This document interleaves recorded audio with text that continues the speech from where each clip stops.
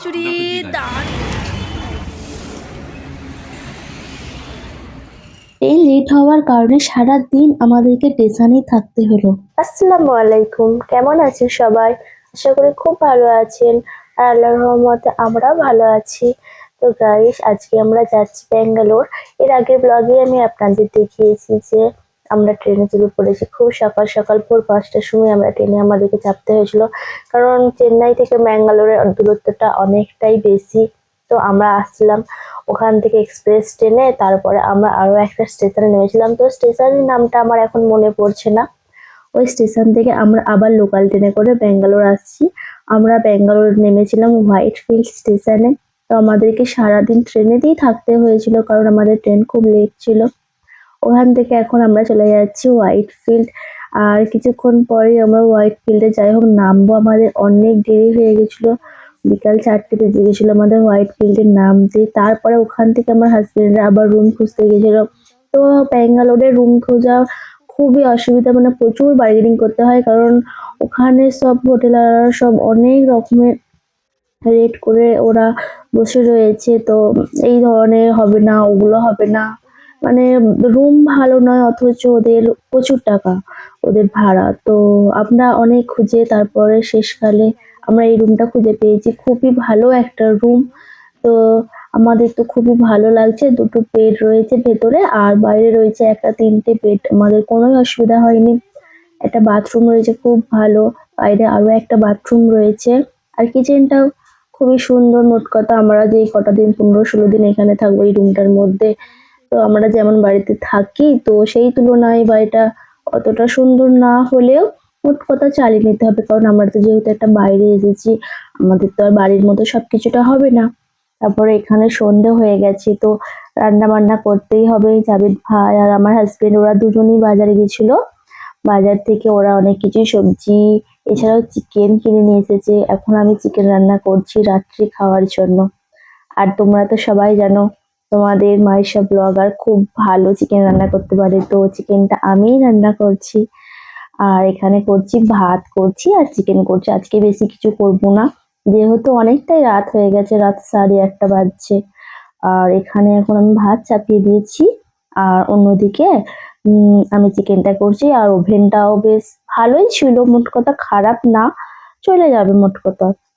ভাতের হাঁড়িটা যদিও বা ঠিক ছিল, কিন্তু এই কড়াটা আমার একদমই ভালো লাগেনি, মানে কুকিং করার জন্য একদমই ঠিকঠাক নয়। আগে যদি জানতাম তো বাড়ি থেকে একটা আমি অবশ্যই কড়াই নিয়ে যেতাম রান্না করার জন্য, কারণ ওই কড়াটাতে একদম ভালো রান্না করা যাচ্ছিল না। তো রাত্রে খাওয়া দাওয়া কমপ্লিট করে নিলাম। পরের দিন সকালবেলায় আমরা খুব সকাল সকাল বেরিয়ে পড়ছি। তো আমরা ব্যাঙ্গালোর এসেছিলাম কি কারণে গাইস, সেটা তো তোমাদের সাথে আমার শেয়ার করা হয়নি। তো আজকে আমি আপনাদের সাথে সবটা শেয়ার করছি। আমরা ব্যাঙ্গালোরে গেছিলাম প্রধানত আমার বোনকে ডাক্তার দেখাতে, কারণ আমার বোনের একটা অসুবিধা হচ্ছিল। তো আমরা আর সেটাকে রিস্ক নিইনি, আমরা চলে এসেছিলাম ব্যাঙ্গালোরে ডাক্তার দেখাতে। তো আল্লাহর রহমতে ডাক্তার দেখাতে যাচ্ছি। তো ডাক্তার দেখানোর পরে কি বলে আমি আপনাদের সেটাও অবশ্যই জানাবো। তো আমার ব্লগটা পুরো তোমরা কন্টিনিউ করো, আমি তোমাদের সবটা জানিয়ে দেবো। আর যেহেতু আমরা ব্যাঙ্গালোর আসছি, সবাই এসেছি, আমি, আমার মা, হাজবেন্ড, তাদের ভাই, বোন, তো আমরা 5 জন। তার জন্য ভাবলাম তাহলে আমরাও একটু ডাক্তারটা দেখিয়ে নিই, যেহেতু ব্যাঙ্গালোরের মতো এত বড় একটা জায়গায় এসেছি, সুযোগ পেয়েছি ডাক্তার দেখানোর জন্য। তাই জন্য আমরা সবাই ওখানে চেক আপ করে নেব। তো এখন আমরা সকাল সকাল বেরিয়ে পড়লাম। আর বেরোনোর সময় এই রাস্তাটা তো পুরো আমাদের তেলিপুর বর্ধমানের মতো লাগলো আমার।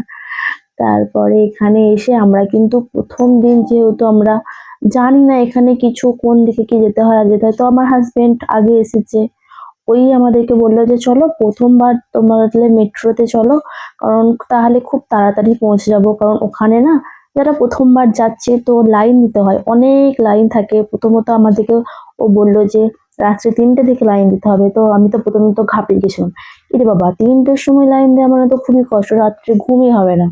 দিয়ে বললো যে না না, আমি তোমার সাথেই আর কি করছিলাম, একদমই না, একটু সকাল সকাল বেরোলেই হয়ে যাবে। তো আমরা সকাল সকালই বেরিয়ে পড়লাম। তো যাবো মেট্রোতে। আর সব থেকে সমস্যার বিষয় হচ্ছে যে ওখানের ভাষা, আমরা তো ওখানের ভাষা কিছুই জানি না। তো কি করা যাবে? তো আমার হাজবেন্ড বললো কোনো অসুবিধা নেই, আমি গুগল ট্রান্সলেট করে সব বার করে দেবো, তোমরা কোনো টেনশন নিও না। তো মানে কি বলবো, ও যদি সাথে থাকে না যেন কোথায় যেন একটা যেন আমরা খুব ভরসা পাই। আর তার সাথে তো রয়েছে আমাদের আরো একটা মানে পাওয়ার ম্যান যাকে বলে আমাদের জাভেদ ভাই।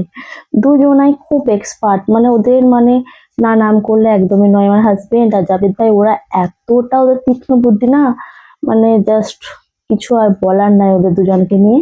তো এখানে এখন চলে গেছে টিকিট কাটতে, গুগল ট্রান্সলেট করে ওরা চলে গেছে এখন টিকিট কাটতে। তো কি বলছে আমি আপনাদেরকে একটু গাইস, শোনাচ্ছি, দেখুন। তো আমার হাজবেন্ড এখানকার ল্যাঙ্গুয়েজ তো জানে না, তো গুগল ট্রান্সলেট করে টিকিট কাটছে। নল্লু মাল্লির কি নন্ডু মাল্লি। নন্ডু মাল্লি মানে কি আপনারা জানেন? জানেন না তো? আমি কিন্তু জানি, আর যে যে জানেন কমেন্টে কিন্তু অবশ্যই জানাবেন। যে কমেন্টে ঠিক বলবে আমি তার কমেন্টে রিপ্লাই দেবে। তো এই প্রথমবার আমি মেট্রোতে চাপলাম। হ্যাঁ গাইস, সত্যি করে আমি এর আগে কোনোদিনই মেট্রোয় চাপিনি। তো এখন মানে হাজবেন্ডের সাথে আর কলেজে যেহেতু যেতে হয় কলকাতাতে, তো এখন চাপাটা হয় কারণ ওখানে সেক্টর 5 যেহেতু আমার কলেজ। আর এখন যাচ্ছি মেট্রোয় করে ব্যাঙ্গালোর সিটিটা দেখতে দেখতে। খুবই ভালো লাগছে এই ব্যাঙ্গালোর সিটিটা যে এত সুন্দর, মানে কি বলবো, আমার খুবই ভালো লেগেছে ব্যাঙ্গালোর সিটিটা। এখানের ওয়েদার, মানে আমাদের এখানের ওয়েদার থেকে ওখানের ওয়েদার অনেকটাই ভালো, অনেকটাই সুন্দর। এখন আছি আমি দাঁড়িয়ে ব্যাঙ্গালোর সেই সত্যসাই হসপিটালের সামনে। এই হসপিটালে শুধুমাত্র হার্ট সার্জারি করা হয়, আর এখানে কিন্তু আপনি গিয়ে চিকিৎসা করাতে পারবেন না, আগে থেকে আপনাকে বুকিং করে আসতে হবে। আর যদি আপনারা বুকিং নাম্বার চান অবশ্যই আমাকে কমেন্টে জানাবেন, আমি আপনাদের বুকিং নাম্বারটা দিয়ে দেবো। প্রথমবার দেখলাম তো মনে হলো যেন দূর থেকে কোনো রাজপ্রাসাদ দেখছি, কিন্তু তারপর জানতে পারলাম যে না, এটাই Bangalore Shri Sathya Sai hospital. White field থেকে কিন্তু খুব সহজে মেট্রোতে আপনারা কিন্তু চলে আসতে পারবেন শ্রী সত্যসাই হসপিটালে। শ্রী সত্যসাই হসপিটাল থেকে মাত্র 5 মিনিট দূরেই কিন্তু রয়েছে বৈদেহী হসপিটাল। তো আমরা যেহেতু বৈদেহী হসপিটালে ডাক্তার দেখাবো, তার জন্য কিন্তু আমরা বৈদেহী হসপিটালে চলে এলাম। অনেক বড় হসপিটাল, আপনারা কিচ্ছু খুঁজে পাবেন না, কারণ এগুলো ভালো করে আগে জানতে হয় তারপরে যেতে হয়। হাজবেন্ড যেহেতু জানে, আমরা তো জানি কোনখানে টিকিট কাটা হয়। তো আমরা এখন চলে যাচ্ছি টিকিট কাটার ওখানে। প্রথমে তো টিকিট কাটতে হয়, এন্ট্রি করাতে হয়, তারপরে আপনাকে একটা কার্ড দেবে, সেই কার্ডের মাধ্যমে আপনাকে কিন্তু পুরো ডাক্তারটা দেখাতে হবে। আর সাউথ ইন্ডিয়া তো মানে এখানকার লোকেদের ভাষা তো মানে বুঝতেই পারছেন, তেলেগু ভাষা, আর 2 নম্বর হচ্ছে হিন্দি ভাষা। ওখানে বাংলা একদমই চলে না, মানে বাংলা আপনি জান না মানে আপনি ওখানে ডাক্তার দেখাতেই পারবেন না, কারণ ওখানে কেউ বাংলা জানে না। আপনাকে হিন্দিতে কথা বলতে হবে, নাহলে তেলেগু ভাষায় কথা বলতে হবে, আর ইংলিশ জানলে তো ভালোই হয়। তো আমাদের এখানে ওয়েস্ট বেঙ্গলের নবদ্বীপ থেকে আরেকজনেরা গেছিল, তো ওনারা তো একদমই হিন্দি ভাষা বলতে পারেননি, আর ইংলিশ তো একদম জানেনই না। তো আমি ছিলাম বাইরে, তো একজন এসে বলছে যে তুমি কি হিন্দি ভাষা বলতে পারো? আমি বলছি হ্যাঁ আমি তো পারি। তাহলে একজনের হেল্প করে দাও, তাহলে খুবই ভালো হয়, কারণ ওনারা হিন্দি বলতে পারে না, আর ম্যাডাম তো কিছু বুঝতেই পারছে না, যিনি ডাক্তার আছেন। তো আমি গেলাম, যে মেয়েটার হেল্প করলাম। যে খুবই ভালো লাগলো যে আমি ওখানে গিয়েও কাউকে সাহায্য করতে পারলাম। এই জিনিসটা তো আমার মানে আজও মনে আছে, যে যাই হোক আমি তো একজন কাউকে সাহায্য করতে পেরেছি এত দূরে গিয়েও। তো এখানের ভেতরে কিন্তু একদমই ক্যামেরা অ্যালাউ নেই। আমি মাত্র সামনের গেটটুকুটায় একটু ভিডিও করতে পেরেছি। আর ভেতরে তো একদমই ক্যামেরা মানে ইউজ করতে মানা করছিল, যে এখানে ভিডিও করো না। তো আমাদের ওখানে ডাক্তার দেখিয়ে তো খুব খিদে লেগে গেছিলো, বাইরে একটা রেস্টুরেন্টে গেলাম, ওখানে মশলা ধোসা খেলাম। আর এই যে প্লেটটা না আমার খুব পছন্দ হয়েছে, মানে কি বলবো, মনে হচ্ছিল যেন আমি প্লেটটা বাড়ি নিয়ে চলে আসি, এত ভালো লাগছিল প্লেটটা আমার। আমি আমার হাজবেন্ডকে বললাম তাহলে চলো যাওয়ার সময় এটা কিনে নিয়ে যাই। তো বলছে না, খাবার খেলে তবেই দেওয়া হবে, কেনা এখানে বিক্রি করা হয় না এগুলোতে। ফেরার পথে আমরা বাসে আসলাম। এই বাসগুলোই প্রথমবার চাপলাম, খুব ভালো লাগলো। এই বাসটা আমি দেখেছিলাম দিল্লিতে, খুব সুন্দর এই বাসটা, তখন কিন্তু চাপা হয়নি যেহেতু আমরা ট্যুরিস্টে গেছিলাম, আমাদের নিজস্ব বাস ছিল। আর এইখানে ব্যাঙ্গালোরে গিয়ে এই বাসটা চাপতে পারলাম বলে খুবই ভালো লাগলো।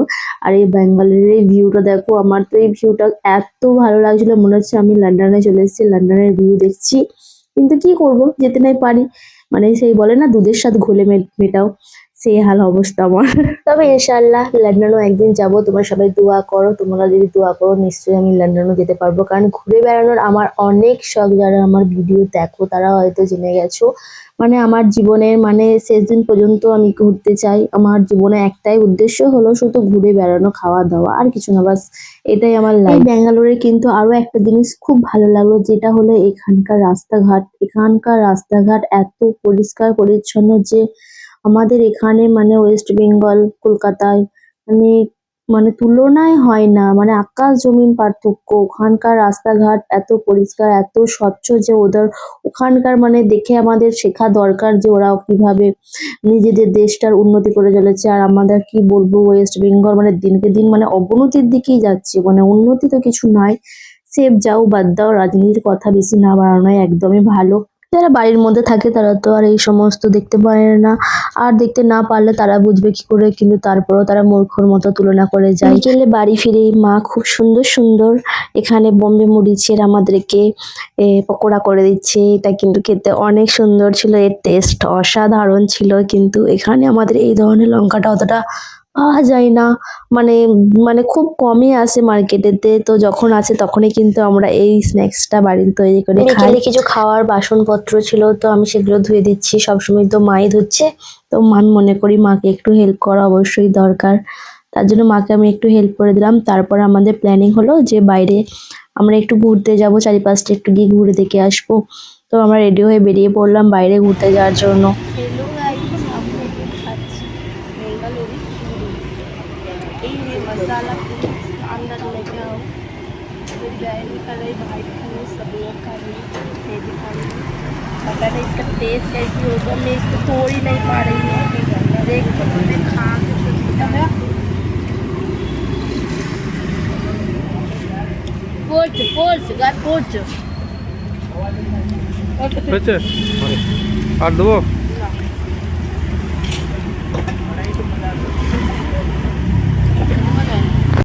বাজার দেখো গাইস, আমরা ফ্লিপকার্ট থেকে অর্ডার করেছিলাম।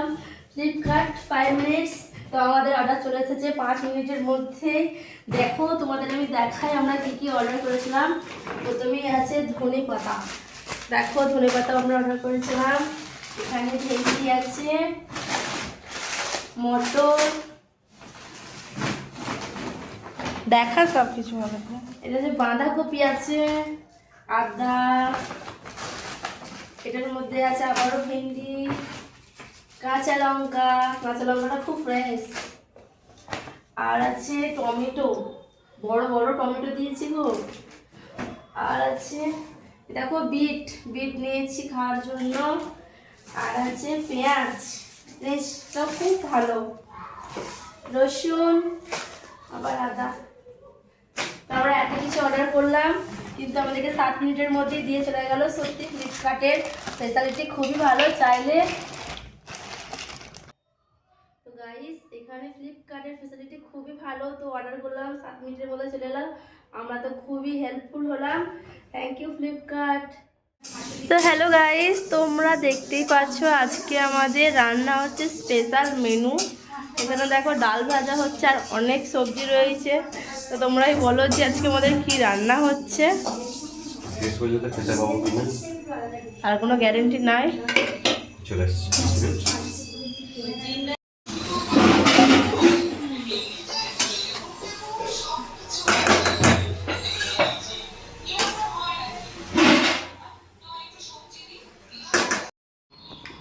ডিম দেখাও আরো ভালো লাগবে। ও গাইস দেখো, খিচুড়ি দারুণ হয়েছে, মানে কি বলবো।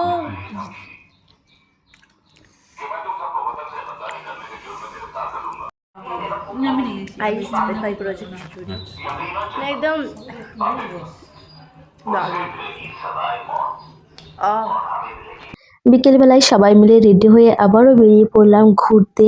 গাইস, এর আগের দিন বিকেলবেলায় আমরা গিয়েছিলাম এক জায়গায় পাপড়ির চাট খেতে। তো ওখানে চাটটা মানে এত ভালো ছিল যে নেক্সট ডে আমরা আবারও বেরিয়ে পড়েছি যে না, ওখানে যেতেই হবে, আবারও পাপড়ির চাট খেতেই হবে। তো আমরা সবাই মিলে আবারও যাচ্ছি ওখানে। চলো আমি গিয়ে দেখাচ্ছি তোমাদেরকে। মাকে বললাম যাবার জন্য, মা তো একদমই যেতে চাইলো না। মা বলছে না, তোরা যা, রাত্রে আমার রান্না করে রাখবো, না হলে রাত্রে রান্না করতে অনেক দেরি হয়ে যাচ্ছে। গাইস, আমাদের প্রায় 9টা 9:30 বেজে যায় খেতে। যেহেতু আমাদের সকাল করে বেরোতে হয়, তার জন্য আমাদেরকে তাড়াতাড়ি করে রাত্রে খাবারটা আমাদের কিন্তু খেয়ে নিতে হয়। তার জন্য মা আসতে চাইলো না। মাকে আমি অনেকটাই জোর করলাম যে মা চলো, মা বলছে না আমি যাব না। দিয়ে আমরা এখন কিছুটা হাঁটছি, হেঁটে হেঁটে আমরা এখন চারিপাশটা দেখছি।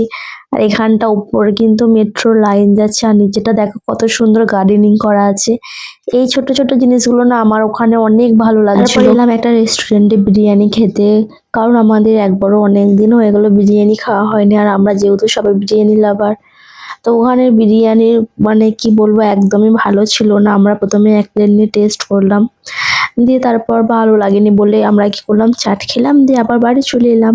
আজকের ভিডিওটা তোমাদের কেমন লাগলো প্লিজ কমেন্টে জানিও। নতুন বন্ধুরা আমার চ্যানেলটা সাবস্ক্রাইব করে নিও। আল্লাহ হাফিজ, টাটা। নেক্সট ভিডিওর জন্য অপেক্ষা করো।